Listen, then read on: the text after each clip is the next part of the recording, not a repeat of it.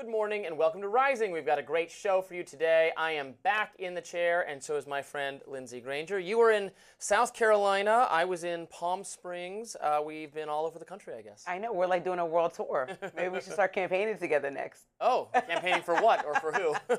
We have to talk a lot about that. Yes. But before we get there, let's talk about what's on your radar. Well, what is America First, and who gets to define what that even means? According to Donald Trump, it's him. America First is, after all, a slogan closely identified with the president, probably second only to Make America Great Again. And to his credit, Trump has drawn considerable support for following through on promises to center American foreign policy on the needs of, well, America. When he first emerged on the political scene, Trump broke with years of bipartisan foreign policy consensus, particularly on the right. He was one of the only prominent political figures identified with the Republican Party who was willing to confidently and correctly assert that the war in Iraq was a grave mistake. And it's a theme he's largely stuck with. During his recent trip to the Middle East, Trump slammed neoconservatives and nation builders who wrongly think that American military might is the key to world peace. Why am I bringing this up now? Well, the neoconservative nation-building ethos is again trying to exercise control over U.S. foreign policy and over Trump himself. Indeed, the neocons are trying to redefine America first and trick Trump into thinking that their foreign policy, not his foreign policy, is what Americans want. I hope Trump doesn't listen. This is all happening amidst the backdrop of a war between Israel and Iran. Over the weekend, Israel bombed Iranian nuclear facilities and assassinated top Iranian generals.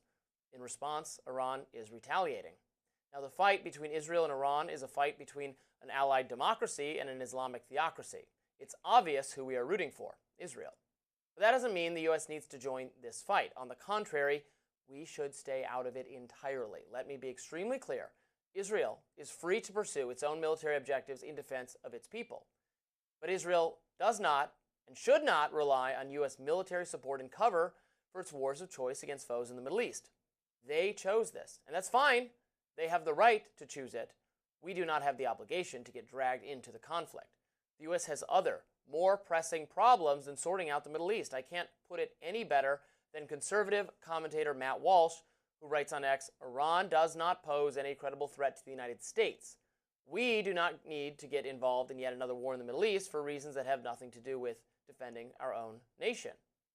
Unfortunately, Israel's government wants U.S. involvement, and so they're pretending that the U.S. was in on this attack from the beginning. In fact, the Israeli government has been so bold as to suggest that Trump's negotiations with Iran were kind of deliberate distraction that made this attack possible.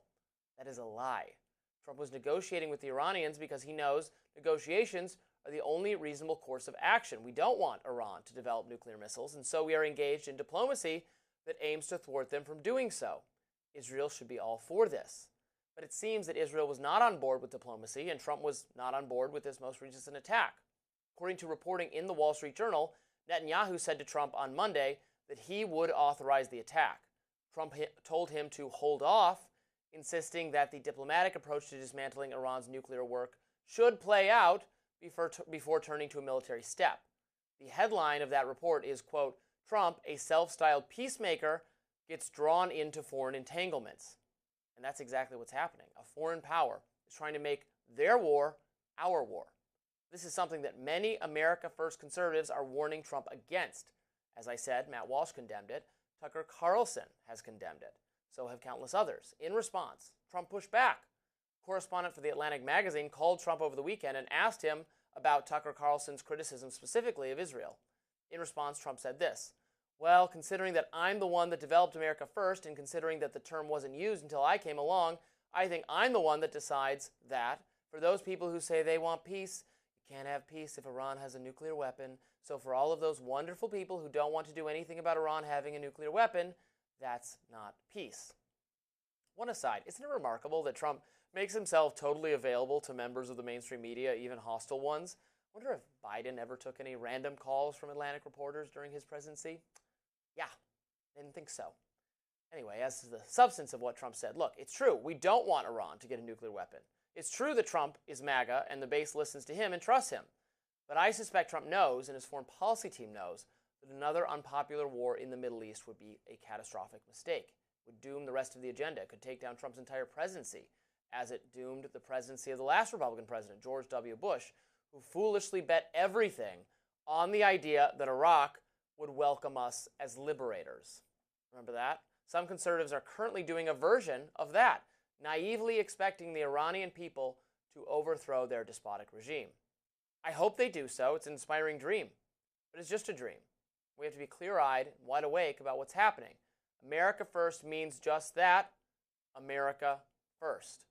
No more foreign entanglements. I actually want to commend that balanced perspective. And I actually want to commend any conservative commentators that came to the table to say that we should de-escalate.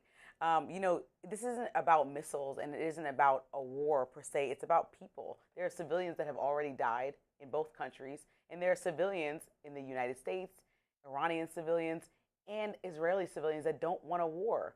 And so when Trump said that he ran on and coined the term putting America first, I think the base of people that voted for him that want us to take care of our country's interests are also not satisfied with this being a solution.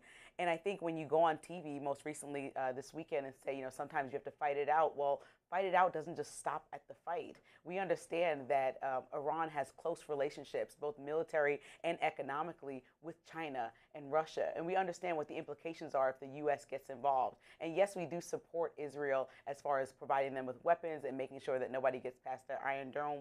But when Israel is the instigator here, the United States has an option. We can either be the match or we can be the extinguisher. And I think our role diplomatically across the world, even with our allies, is to first try to be the extinguisher when there are fires around the world. And I think that we have to make sure that stance is clear, and also tell Israel that even though they are an ally, we are not just going to willy-nilly sit by while they do anything. It's also important to note that it would take a year, even with the uranium that Iran has, to develop a nuclear weapon in full. So it's not like something would happen overnight that we wouldn't understand or know about, and provide ample time to make a decision that we needed to be involved in this escalation.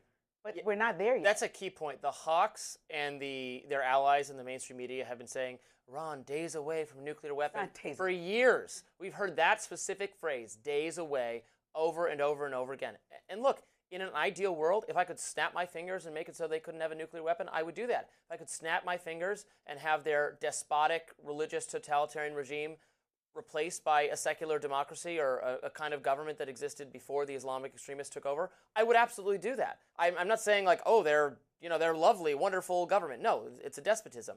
But they are not a threat to the U.S. It's dubious whether they're even a threat to Israel, that we can shoot their missiles out of the sky. Ron Paul, hero of mine, used to point this out when asked about Iran. In the Cold War era, the Soviet Union, our enemies, had countless nuclear weapons. And they didn't attack us. We dealt with that. We still negotiated with them. We still did diplomacy with them. This is a tiny little nation with far less weaponry at its disposal than the Soviet Union, and we're not going to talk to them? We're going to be in fear of them? That makes no sense. And the timing, to me, is the biggest thing. This happened on Thursday, the initial attack that Israel launched, but we were set to talk to them yesterday, Sunday, so they didn't even allow, even though this was the sixth round, negotiations take a while sometimes, they didn't even allow the diplomatic process to play out, which is really important. And Iran's now talking about exiting the non-proliferation treaty, NPT, which means that they are not longer agreeing to not build out nuclear warheads and being involved in oversight by the United Nations, which is a problem. It is a problem. So I think, we want to de-escalate, but we're going to talk about this much more. The suspect in the Minnesota lawmaker shooting is in custody after the largest manhunt in Minnesota state history. And now information on his political views is surfacing. That's up next.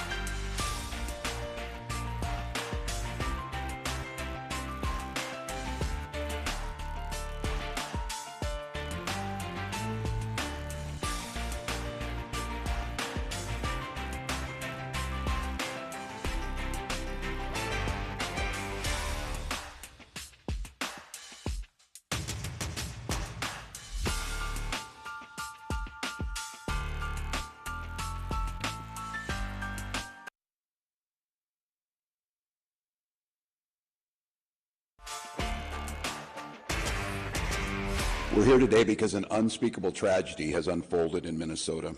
My good friend and colleague, Speaker Melissa Hortman, and her husband Mark were shot and killed early this morning in what appears to be a politically motivated assassination. Our state lost a great leader, and I lost a dearest of friends. Absolutely terrible. Absolutely terrible. And they're looking for that particular man right now.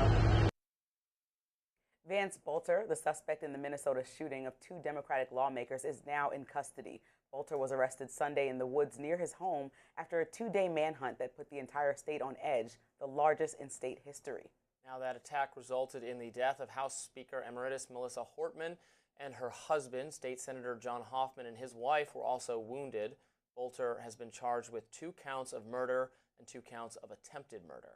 Social media users are voicing their condolences. Senator Mark Kelly and his wife, shooting survivor Gabby Giffords, writes, quote, Minnesota Rep. Melissa Hortman was a friend who worked with Gabby to stop gun violence. We're thinking of her children who've now lost both of their parents.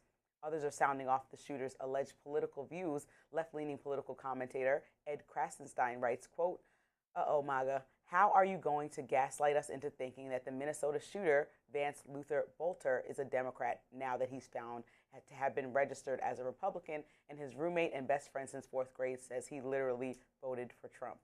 Meanwhile, Governor Tim Walz is taking flack from MAGA world after it was revealed he had reappointed Bolter to a state advisory board back in 2019. Some on the right are honing in on investigators who have yet to release Bolter's manifesto. Benny Johnson wrote on X, Minnesota officials are still refusing to release the Minnesota shooter Vance Bolter's manifesto, saying it doesn't contain anything useful. Well, then why not just release it?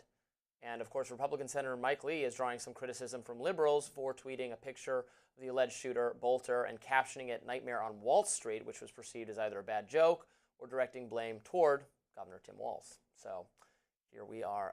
Just a horrific thing to have happened, terrifying. The image of the man, the suspect, he's wearing like a kind of mask that's right. like a skin mask. It's as there's a footage of him knocking at their doors, pretending to be the police. This took planning, obviously, to do this in such a way, and is just cold-blooded murder. So glad to know that he is in custody and not out there anymore. And then the question becomes about, potential motivations. Over the weekend, I tweeted that it was premature to come up with any political rationalization. We didn't really know what his deal was yet. Now, at this juncture, more evidence has come forward that he was a Trump supporter or a Republican. That's what his roommate or his next-door neighbor said, people who've talked to. The fact that he was appointed by Tim Walz to a position doesn't really mean anything in terms of his politics. So, it could be it's a, MAGA motivated thing. It could be he had some personal grievance against these people. It could be he's totally deranged. He could be a combination of those things. I don't know why they wouldn't release the manifesto. I think if we want to start pointing fingers or blaming different political factions, then we need to read the manifesto. I don't think it matters one way or the other, but I know people like to seize on, it's your fault because somebody kind of associated with your politics maybe did something bad, or no, it's your fault. I really don't care for this game at all, but that's what's about to happen. I think it's up to all lawmakers right now to try to de-escalate. We have somebody that was dressed up like law enforcement at 2 a.m. Anyone of civilized mind would probably answer the door like, am I in an emergency? Certainly. And then killing, people that are doing their job to the best of their ability to try to defend the Constitution in the way that they see fit. And so I think that there's a way to disagree without violence, and everybody should come together in these moments instead of trying to figure out who to blame. Because even if he voted for Trump or even if he voted for a Democrat, what does that have to do with somebody being a violent criminal? Sometimes, you cannot attach every single person to every single statement that somebody has made. Now, we understand that a lot of people want access to that manifesto and to understand exactly what was on his list. And the New York Times reports that there were about 70 names of different people that were either Democratic lawmakers or leaders in different abortion-related policies or companies that allow for that type of stuff. So these are conversations that are actively happening, but people don't have it yet. And I know the world is like online journalists that want to get to the bottom of it, but we have to let police who are actively searching for a man continue their job. They just caught him, and I'm sure that manifesto will come out. But the goal for it to come out should not be to tie it and try to figure out how to blame Trump or someone else for it. The goal should be to figure out what Tim Walz said, how to find out how to bring the tension down, because this is not how we resolve any political or ideological differences. So I think that is the bigger conversation out of this. Also, it's a alarm that's been really in the last few years, should alarm all Americans. When we see Trump, who's now president, almost get assassinated twice, that should be problematic no matter what side of the aisle you're on, and you should condemn the person trying to commit the violence. When we see what happened to Gabby Giffords, who spoke up years ago, when we see what happened to Nancy Pelosi's husband in recent years, when we see what happened to Pennsylvania Governor Josh Shapiro at his house, the arson attack, this is the first time we're seeing somebody be deceased because of this, and this should raise bigger alarms that we don't want any copycats, and if there are opportunities, we should always try to bring the temperature down. I agree with bringing the temperature down. I'm skeptical that that's transmits so directly necessary to political violence. Thankfully, political violence is very rare. I hear you on the things that you mentioned, and it certainly seems like, based on increased media coverage, I suspect, that things are getting worse, or rhetoric is getting worse, or that there's more political violence. I saw a New York Times headline to that effect, I think yesterday, that was like, the headline was something like, political violence, like school shootings, is becoming routine. My response to that is, actually, neither thing is routine. If you look statistically, you think it's routine because it gets covered exhaustively every time it does happen, but most people who die violently is because of completely non-political domestic violence, fights at the workplace or with your neighbors, or just garden variety crime. We pay attention to things like this because they scar us and they shock us, and they should. Right. And I'm not saying this is somehow insignificant, and we should be cognizant of it, and we should turn down the temperature because it'd be healthier for our democracy and for our souls. But we also ought to be a little, I think, wary of media-driven narratives that this is getting worse, this is out of control, this has never been worse. I mean, there were politically motivated bombings of federal buildings throughout the 60s and 70s. There was our presidents of the country have actually been, several of them, assassinated. If you go back to earlier times, it's been a while, thankfully, since that's actually happened. But several presidents then faced assassination attempts decades ago. So it's not always, just because there's a problem doesn't mean it's necessarily getting worse. But I look forward to learning more about what could have motivated this individual and what could have been done to prevent it. And hopefully we see denouncing coming from both parties. So I'd like to hear Trump say that as well. Yes. No Kings protests swept the country as tanks rolled across the Capitol over the weekend. Up next, mixed emotions around Trump's military parade. Stay tuned.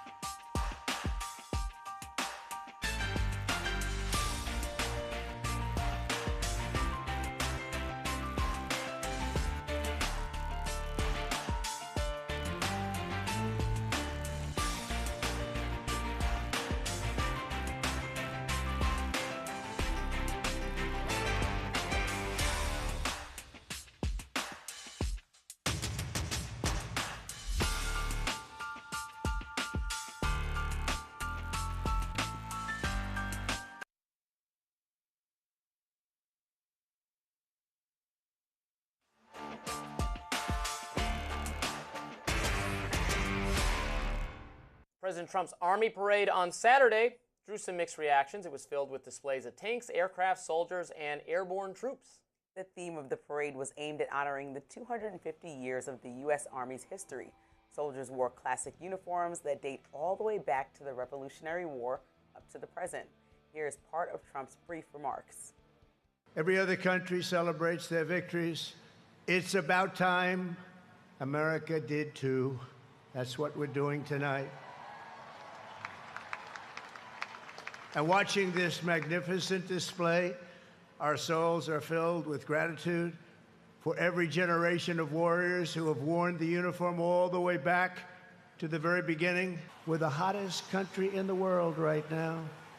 And our country will soon be greater and stronger than ever before. Democratic Senator John Fetterman praised the event, writing on X, "This parade is comprised of our sons, daughters, mothers, and fathers, the very best of the U.S., regardless of your politics. It's appropriate to celebrate the 250 years of sacrifice, dedication, and service." Republican Senator Rand Paul, however, felt differently. Here he is on NBC's Meet the Press. I just never liked the idea of the parade because I grew up in the 70s and 80s, and the only parades I can remember are Soviet parades for the most part, or North Korean parades. And the parades I remember from our history were different. We never glorified weapons so much, and I know he means well. I don't think he means for any of this to be depicted in another fashion. Comedian Bill Maher had a bit of a mixed take. Let's listen. The left does not appreciate America well enough. They have no perspective about it. They think we're irredeemably racist and horrible and colonialist. Should we appreciate America more and in more perspective? Yes, sure. But not tanks in the streets. This really worries me. I mean, I just feel like you're getting... Yeah, that was a good mix of takes.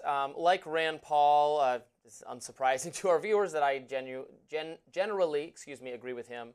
I think also this costs taxpayers money, which I don't love.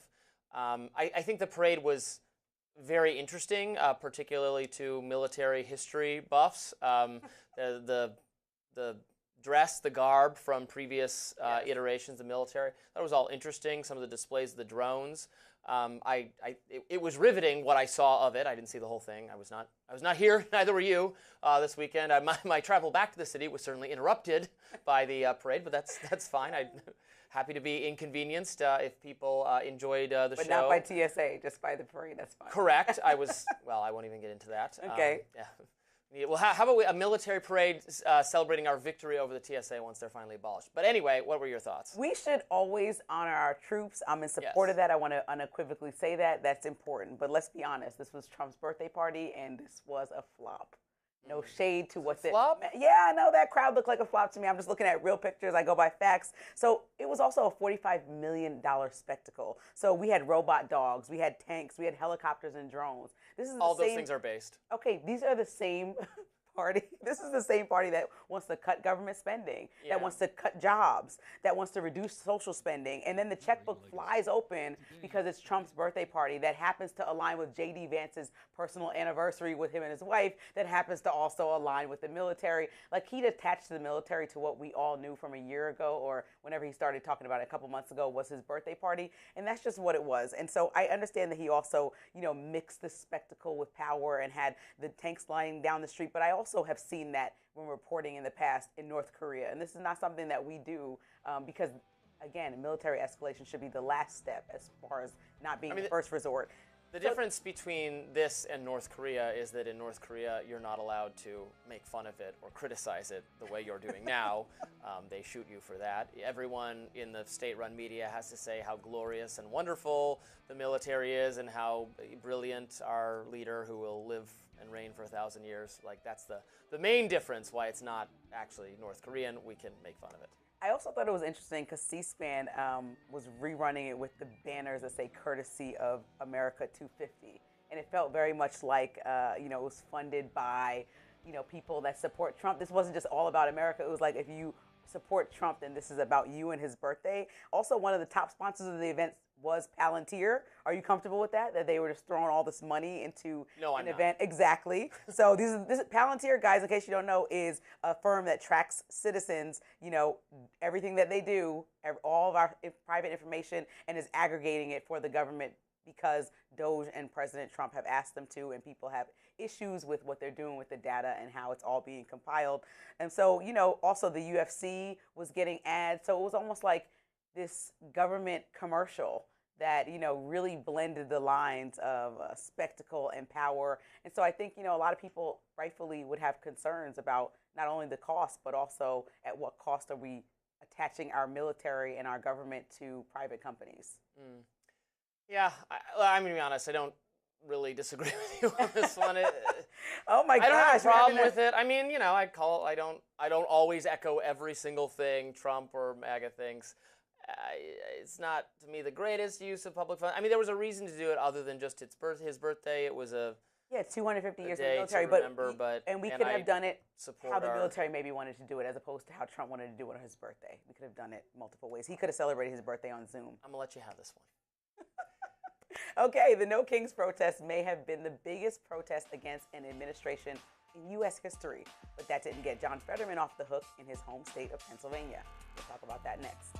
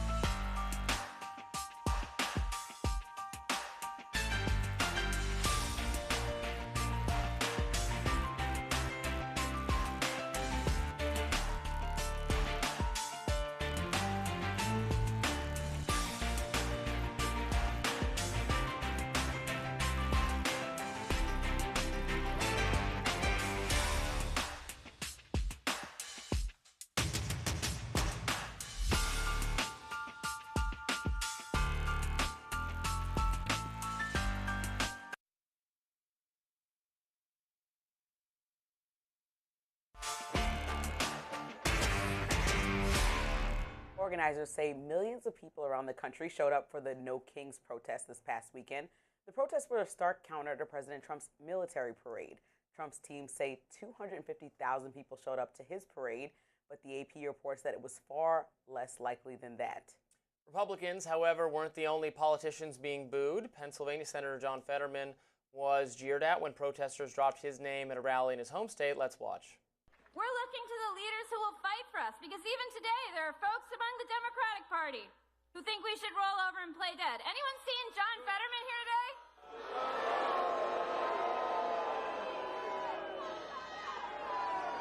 We're not looking to politicians to save us because we have been disappointed before we are looking to each other.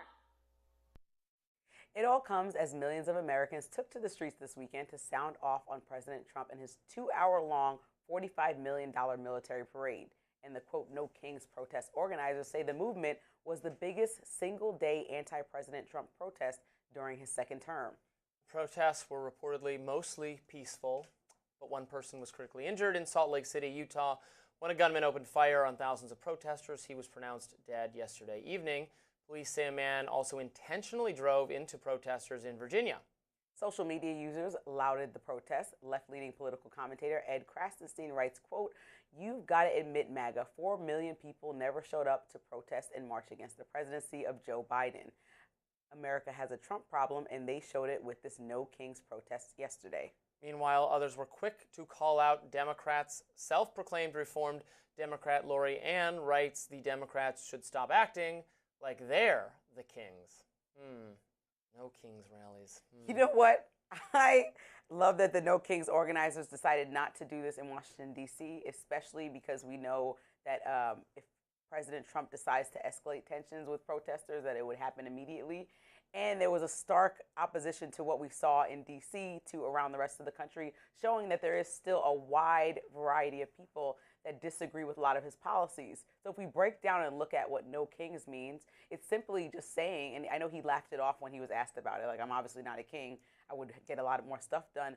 But, you know, he's done things that are feeling king-like. So having Doge in place to just make decisions and not codifying any of those laws that the country would like to see, whether you want to cut spending or not, that is king-like. Skipping over Congress and signing multiple and the most, I think, executive orders in the first few days of any president is acting king-like. You know, making firm decisions for the country immediately, like skipping over mayor and governor in LA in order to make decisions for what most people think didn't deserve military action at that early stage when he sent the military into, or Marines into LA, is king-like. And so these are all things that people are saying, we don't want a king. We didn't nominate a king. We're in a democratic nation. Can we please act like it and have conversations with leadership across the board, follow the 3 chains of command in government, and talk to Congress before we make major decisions that affect all of us? I mean, if signing or proclaiming too many executive orders is king-like behavior, then Trump is like our 20th consecutive king. In reality, while I think executive orders are not a good way to govern, I agree with you, but Trump is, you know, hardly the first person to do that. I felt that way about Joe Biden and Barack Obama and George W. Bush and Bill Clinton and George H.W. Bush and Ronald Reagan, and we can go back, Carter. I can go back literally backwards through every single president that I can recall.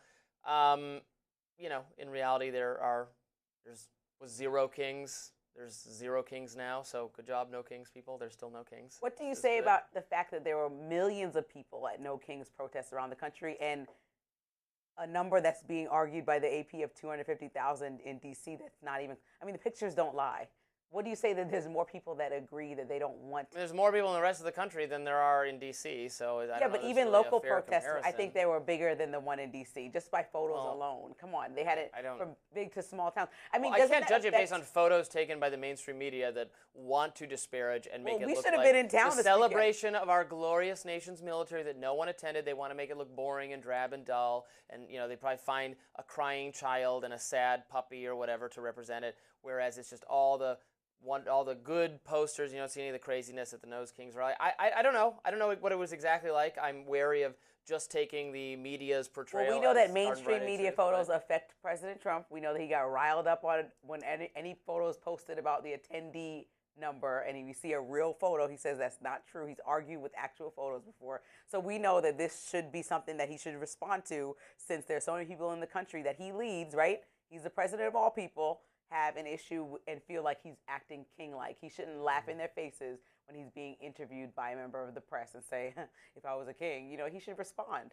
You know, he should bring people to the table, have dialogue about it. Like, people are uncomfortable with some of the decisions that he's making that have directly affected people. Now, whether people, like, for example, get their jobs back that were fired because we needed to cut federal spending, we'll see. But on the same day that we're saying no kings and you made these decisions, like, as far as firing government workers. No, but he also spent tons of government money this weekend. So the no kings protest is like, okay, if it's in favor of you, go for it. If not in favor of Americans, then also go for it. There's not a right to be a government employee. You're not entitled to draw a salary supported by the taxpayers. You're not, but also there's a way to handle Americans, since America's first, right? That's what we talked about in your intro. It's not putting people first when you're spending tons on your birthday party, but can't give people a chance to leave their job respectfully that have been working at places for years. What else do I have to say on this? Look, people are free to protest. I welcome protest. It's First Amendment protected activity. I have no problem with it. I am also against authoritarianism. There are things Trump does that I dislike. Firing government employees is not one of them, certainly. I would say the answer to, if you don't like how king-like is not the way I would describe it, but how much policy is being done solely by the executive and then it is being checked by the judiciary, the answer to that is what our founders intended, which is for Congress to play a much more active role in our government as the shapers and crafters of policy. That is a bipartisan failing that our Congress doesn't want to do. Yes, so I agree. Congress needs a lot of work, but also Trump has actively skipped over requests and judgments by the Supreme Court, like bringing back Abrego Garcia. He brought him back. He's back. No, he said it wasn't up to him. He got back. He still was going to ignore the Supreme Court. No, That's king-like. No, he said they decide to do it. That had nothing to do with me, basically. Well, and so, yes, everyone else followed the rules of the under the Supreme jurisdiction Court. of another. He was in another country's jail. No, we did what we could to get him back, and we got it back. The third branch of government. He's being. Okay, I don't think he was obligated to reorient our entire foreign policy about kidnapping one man from his home country. What's but the we Supreme got him Court back. for then? So they made a ruling. I hope. Well, and we got him back. So okay, but not resolved. Okay, we'll talk about this more. Well, in fact, we will be talking about Trump's deportation agenda, which he is taking to the bluest cities in America. That's coming up next.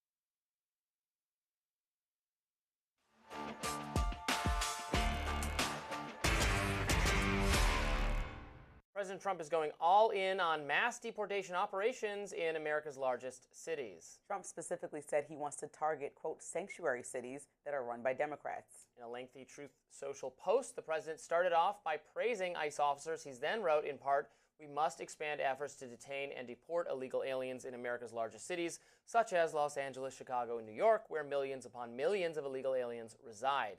These and other such cities are the core of the Democratic Power Center, where they use illegal aliens to expand their voter base, cheat in elections, and grow the welfare state, robbing good, paying jobs and benefits from hardworking American citizens.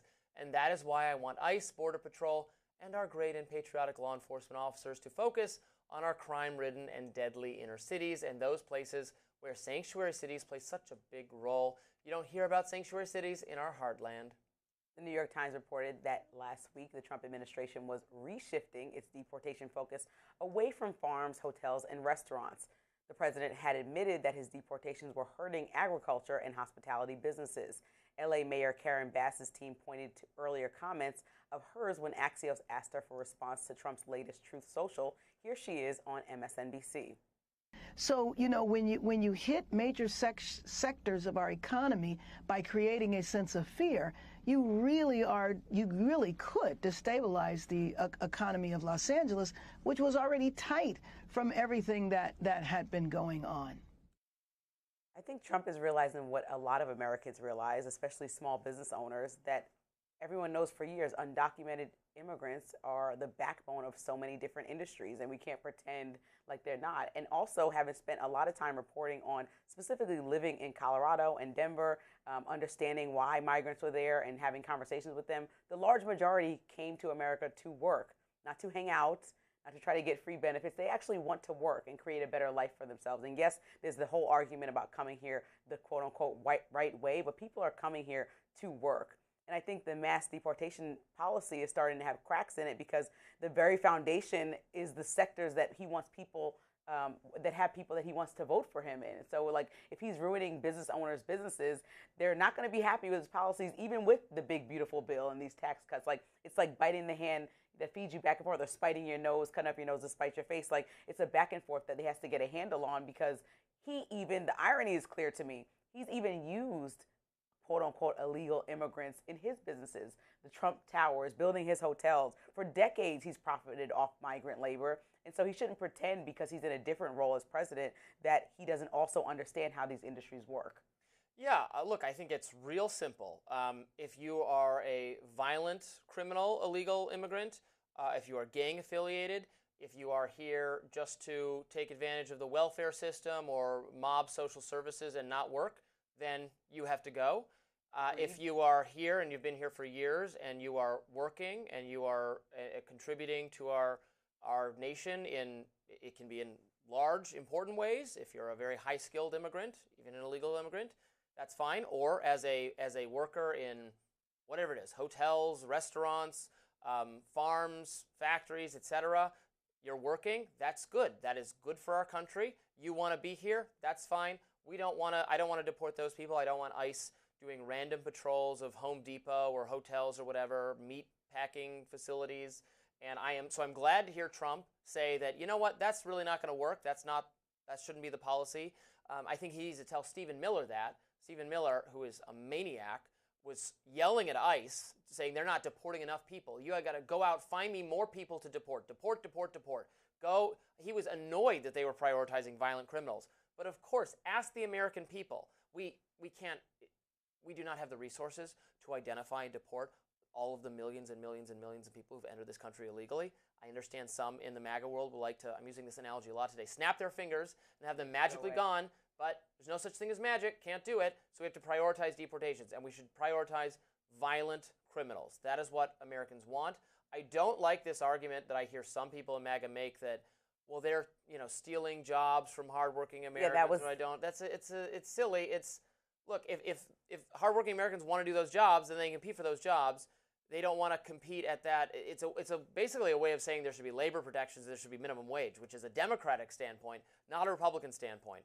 We want food to be cheaper. We want hotel services to be cheaper. We want consumer goods. We want things you buy at Home Depot. You want to pay more for wrenches? Nobody wants to. Maybe you do, MAGA, but the polling is that inflation is the price of things is the number one concern of voters. So we don't want to make things more expensive by targeting the labor pool, the cheap labor pool. We don't want to do that. It makes no sense. We want to deport violent gang-affiliated people. That's fine. I think you're doing my job for me today. Yeah. Well, listen. We agree on that. We're agreeing on too much today, I guess. You can't campaign on mass deportations and then understand that you cannot afford to lose the same people you're trying to deport. I think that was the problem. And I also think the larger problem is the conversation that a lot of people in MAGA don't want to really have, is that this is the most effective policy, visually at least, to the world coming from President Trump, that he has the numbers way up as far as deportations, that he is effective, and we've seen way less border crossings, right? All because of his policy. This is why he had asked Congress and Republicans specifically not to vote on a solution when Biden was in office, so that he can take credit for this.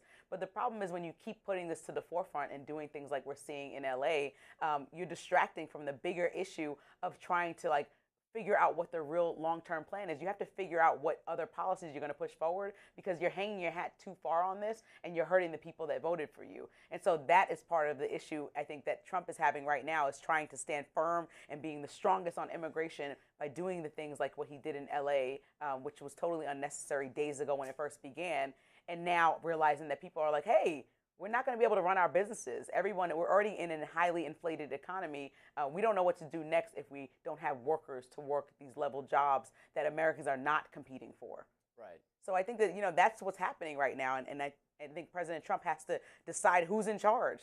Are, Tom Homan and everyone who wants certain immigration policies leading him, or is he going to make the calls? Like, it's the same confrontation that he has with Elon Musk. Who's in charge? And so Americans who voted for him are wondering who is in charge. I think Tom Homan wants to prioritize deportations of violent criminals. The person swimming against the tide here is Stephen Miller. Stephen Miller is the figure who wants to deport absolutely everyone, totally close the borders to legal and illegal immigration. I guess I shouldn't assert that without, I'm pretty sure that's his view. He wants drastically less immigration, if not zero immigration, legal or illegal. That's his vision. It is not what Trump wants, which he has made clear. This is going to be too disrupting of industry to massively deport the entire labor pool. That's just not going to work. So there's plenty of a mandate to focus on the violent illegal immigrants and so on, not to do, because also the kind of domestic surveillance we're going to have to do, we're complaining about Palantir, things of that nature. The domestic surveillance needed to identify and deport and process all of the illegals. It's also the mistakes being made by just saying, oh, visually you look like a migrant, so I'm going to harass you. Right. You know, that didn't work with stop and frisk. That also doesn't work when we deport people to countries that they're not supposed to be deported to without due process. So it could just get out of hand for no reason. Everyone agrees that criminals should be out of the country. I don't think that no one has an issue with people coming here trying to work. Yes, people will prefer if they did it the quote-unquote right way, but I don't think that this is the time. Yeah, I don't want to have to carry ID everywhere I walk, and if you get stopped by some authorities, oh, see, I'm an American citizen, here's my American citizen card. I do not want to do that. I know I'm not very Hispanic looking, so maybe it wouldn't happen to me. But Trump is going to have to answer to his contradiction, though. This is a huge contradiction in policy, and so he's going to have to try to figure out how to make that part of the base happy. We shall see. The Department of Homeland Security is slamming a senator for lunging at Secretary Kristi Noem. How Alex Padilla is responding, coming up next.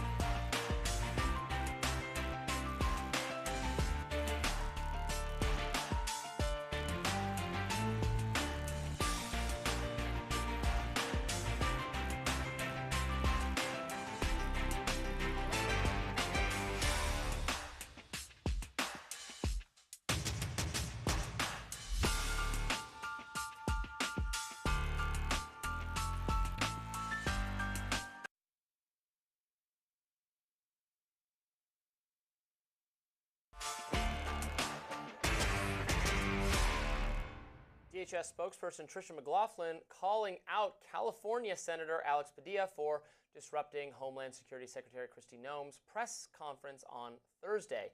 You may remember Padilla spoke up to ask a question. That's when Secret Service members swarmed him, dragged him out of the room, and then handcuffed him. McLaughlin, writing on X, in part, Padilla tried to manufacture a viral moment, and it's embarrassing and disrespectful. There's no excuse for busting into a press conference and interrupting it. Had the senator asked for a meeting, Secretary Noem would have happily obliged, which she graciously did for 15 minutes after the press conference. Shameful. Padilla responded over the weekend on CNN. Let's take a listen. Nothing could be further from the truth. An opportunity to ask a question, maybe get answers that DHS, including the Secretary, will not provide in committee hearings in the Senate, will not respond to the letters that we've sent inquiring. There was an opportunity to ask a question and do my job as a senator, right? Do my job as a senator in questioning a cabinet secretary. Padilla went on to criticize Noem for not de-escalating the situation as he was being dragged away by her security detail. How does the cabinet secretary not know the senator from California when she steps foot into Los Angeles? How does the Secretary of Homeland Security not know how to de-escalate a situation? It's because she can't or because they don't want to. And it sets the tone. McLaughlin responded again on X, quote, "Serious people don't barge into a press conference, interrupt while the Secretary of Homeland Security is giving opening remarks, and then start aggressively lunging toward her, defying officer commands to move back, and then pushing and shoving law enforcement. A kindergartner knows better. It is embarrassing conduct for any person, much less a sitting U.S. senator." On Thursday, Speaker Johnson also criticized Senator Padilla's conduct, saying it rises to the level of censure. Meantime, Democrats in Congress are praising the senator for speaking out. So I think that in this case, look, I don't like the optics of anyone being roughed up, including a member of Congress, but you can't just boldly charge forward at. I mean, charge is like he walked up to the front, like, answer my question. I don't know about charge. She was giving a press conference. It's not his turn to ask a question. He interrupted her speaking. They didn't know. They claimed they didn't know who he was. Noem should know who he was, right? She's escalating in his state, making decisions that are affecting everyone. He's not one of the more well-known senators. I wouldn't have necessarily known if he was sitting. Until now, I would know who he was. I wouldn't know beforehand. Also the head of Department of Homeland Security. So that's not your job to know. It's your job to have facial recognition for every member of the U.S. Senate. Especially if they've been sending her multiple letters as he's stating that he was. Then maybe you should know who these people are. Okay, she didn't answer his letters. That didn't give him the right to just like go for her. I mean, you can't do that. Look, the Secret Service is going to stop you every single time. Not just you don't have some special rights because you're a U.S. senator to charge at her and confront her. They would have stopped anyone in that circumstance, especially in our times of if we're so heightened in our concerns about political violence. The Secret Service failed to stop an assassin who tried to kill Donald Trump last summer. We had these. It's horrific, this gunning down of Democratic lawmakers in Minnesota that we discussed earlier in the show. Secret Service is allowed to be on high alert for people just, coming up to her, barging it. You can't do that. So I think Democrats are being a little ridiculous to say that this was the greatest travesty and mistreatment of someone of all time. Well, I don't want to see members of Congress getting arrested over speaking up. I also think two things can be true. He definitely should not have hijacked the mic. Yeah. But asking questions on behalf of your constituents that people actually want to know is part of his job. So he was doing his job, not grounds for arrest. I also think Noem has the right to speak fully, so he should have allowed her to finish her statements, even if he felt like they were condemning him and his policies.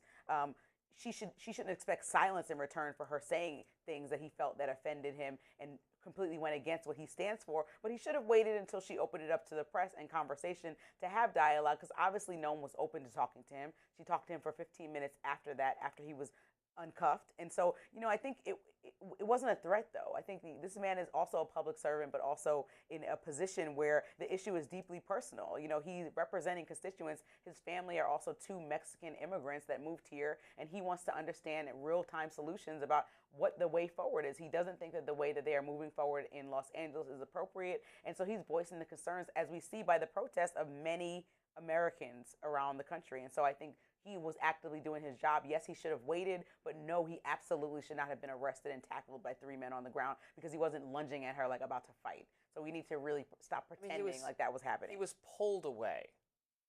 No, he was on the ground arrested finally when he was going through. After he was pulled away because he was resisting. He was fighting back. He was fighting to get closer to her. You can't do that. He wants to ask a question. He was then you can wait in the question line like everybody else.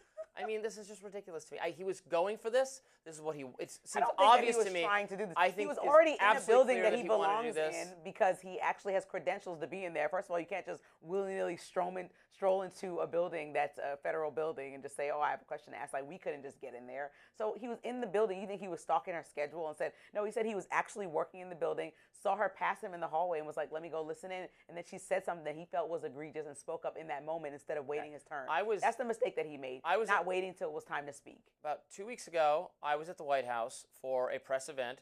Trump was getting off a helicopter, coming into the White House. It's a federal building. I'm authorized to be there. I had a press credential, and I was approved by security. If I had jumped that little gate they put in front of us to keep us a little bit from Trump, yelled out a question, and I could have yelled out a question, and that would have been. But if I'd gotten closer to him, Secret Service would have. They probably did more than tackle me. They might have shot me on sight, and they'd be justified of doing so. I'm kidding a little bit. They should not just shoot people at random, but you can't do that. You just can't do that, even if you're a senator. Sorry. That's my view.